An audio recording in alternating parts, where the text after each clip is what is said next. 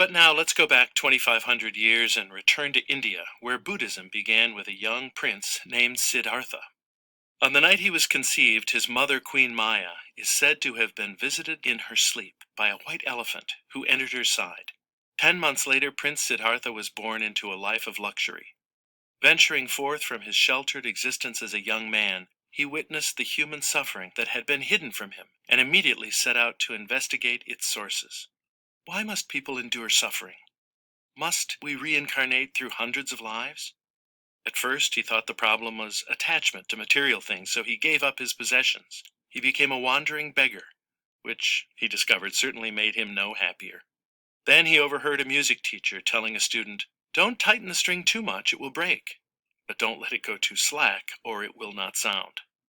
In a flash, he realized that looking for answers at the extremes was a mistake.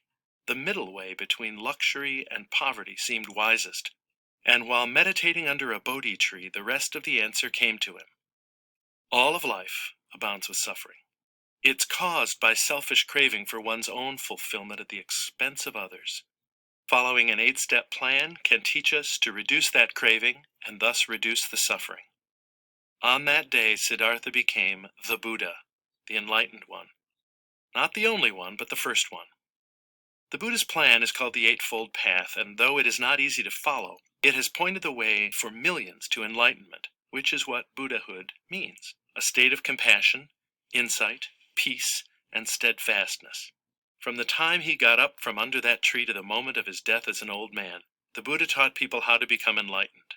Right speech, right goals, a mind focused on what is real, and a heart focused on loving others. Many Buddhists believe in God or gods, but actions are more important than beliefs. There are nearly 1 billion Buddhists in the world today, mostly in East, Southeast, and South Asia. 2,000 years ago in Judaism's Promised Land,